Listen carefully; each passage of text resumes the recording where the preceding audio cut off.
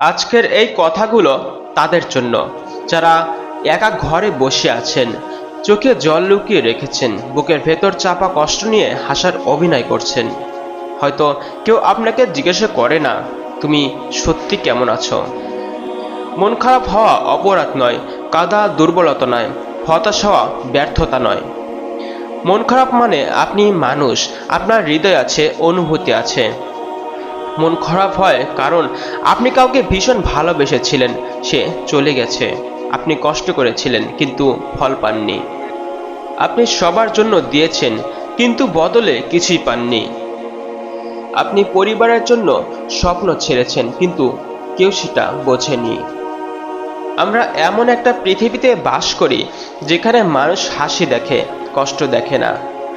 Status দেখে, story দেখে, কিন্তু হৃদয়ের ভাঙা শব্দ শোনে না। কিন্তু মনে রাখবেন, আপনার কষ্ট অদৃশ্য হলেও তা মূল্যহীন নয়।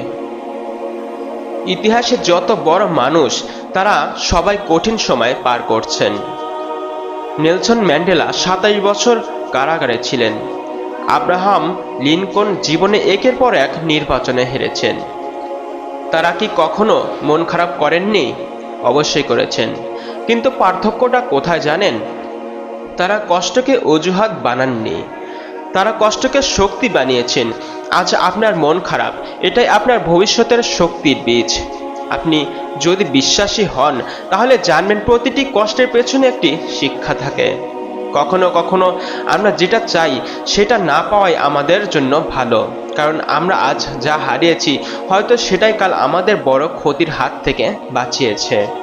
একটা কথা মনে রাখবেন, আপনি এখন যে জায়গায় আছেন সেটা চিরস্থায়ী নয়। রাত যত গভীর হয় ভোর তত কাছে আসে। আপনি কি জানেন, আমাদের জীবনে সবচেয়ে বেশি কথা বলে যে মানুষটি, সে হলো আমরা নিজেরাই। কিন্তু সমস্যা হলো আমরা নিজের সাথে ভালো কথা বলি না। আমরা বলি আমি পারবো না, আমি ব্যর্থ, আমার দ্বারা কিছু হবে না। আজ থেকে এই কথাগুলো বদলে ফেলুন। বলুন আমি এখন দুর্বল কিন্তু শেষ হয়ে যাইনি, আমি ভেঙেছি কিন্তু হার মানিনি, আমি আবার শুরু করব। নিজেকে সম্মান করতে শিখুন, কারণ যদি আপনি নিজেকে ছোট ভাবেন পৃথিবী আপনাকে আরো ছোট করে দেবে। অনেকেই বলে আমরা একা হয়ে গেছি, কিন্তু জানেন কি, একাকিত্ব কখনো কখনো আল্লাহর দেওয়া সুযোগ হয়। যখন চারপাশে কেউ থাকে না, তখন আপনি নিজের আসল রূপটা খুঁজে পান। একাকিত্বে আপনি বুঝতে পারেন কে সত্যি আপনার, কে শুধু প্রয়োজনের সময় ছিল। আপনি আসলে কি চান? একটা সময় আসবে আপনি পিছনে তাকাবেন, বলবেন ভালোই হয়েছে আমি একা হয়েছিলাম। সবচেয়ে বেশি মন খারাপ হয় সম্পর্ক নিয়ে। কেউ কথা বলা বন্ধ করে দেয়, কেউ প্রতিশ্রুতি ভেঙে দেয়, কেউ ভালোবাসা বদলে দেয়। কিন্তু একটা কঠিন সত্য হলো যে সহজে চলে যায় সে কখনো আপনার ছিলই না। যারা সত্যিকারের মানুষ তারা ঝড় এলে পাশে দাঁড়ায়, পালিয়ে যায় না। ব্যর্থতা মানেই শেষ নয়। আপনি হয়তো পরীক্ষায় ফেল করেছেন, ব্যবসায় লস করেছেন, চাকরি পাননি, কিন্তু ব্যর্থতা মানে পথ শেষ নয়। ব্যর্থতা মানে নতুন পথ খোঁজার সময়। মনে রাখবেন, যে মানুষ কখনো ব্যর্থ হয়নি সে কখনো বড় কিছু করার চেষ্টা করেনি। আজ যদি আপনি পড়ে চান তাহলে উঠুন, ধীরে উঠুন, কাঁপতে কাঁপতে উঠুন, তবু উঠুন। কারণ পড়ে থাকা মানুষের ভাগ্য বদলায় না, উঠে দাঁড়ানো মানুষের ভাগ্য অবশ্যই বদলায়। আপনি এখন যে অধ্যায়ে আছেন হয়তো সেটা খুব কঠিন, কিন্তু এটা পুরো বই না, এটা শুধু একটা অধ্যায়। আপনার জীবন একটা বই, আর আল্লাহ এখনো কলম থামাননি। আজকের কান্না আগামী দিনের প্রেরণা হতে পারে, আজকের কষ্ট আগামী দিনের সাফল্যর কারণ হতে পারে।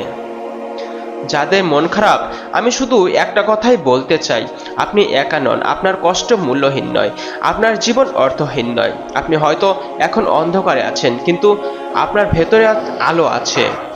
আজ একটা প্রতিজ্ঞা করুন, আপনি হার মানবেন না, আপনি নিজেকে ভালোবাসবেন, আপনি আবার শুরু করবেন। কারণ 2026 সাল হোক আপনার জীবনে ঘুরে দাঁড়ানোর বছর। মন খারাপ হলে আমরা কি কি করি? চুপ হয়ে যাই, মানুষ এড়িয়ে চলি, ভেতরে ভেতরে কাঁদি। কিন্তু মনে রাখবেন, কষ্টকে চেপে রাখলে যেটা আগুনের মতো ভেতরে পুড়তে থাকে। আপনি কাঁদতে চাইলে কাঁদুন, লিখতে চাইলে লিখুন, কথা বলতে চাইলে বিশ্বাসযোগ্য কারোর সাথে বলুন। নিজের অনুভূতিকে অস্বীকার করবেন না। আপনি রোবট নন, আপনি মানুষ।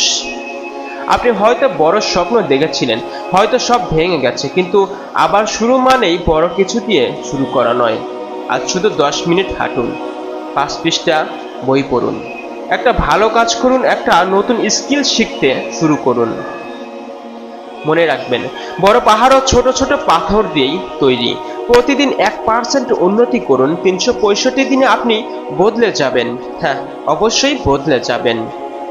প্রতিদিন রাতে 3টা জিনিস লিখুন যার জন্য আপনি কৃতজ্ঞ। হয়তো সেটা খুব ছোট কিছু, কিন্তু কৃতজ্ঞতা মনকে ইতিবাচক করে। আপনি অবাক হবেন, ব্যায়াম মন ভালো রাখে। বিজ্ঞানীরা বলেন নিয়মিত ব্যায়াম ডিপ্রেশন কমাতে সাহায্য করে।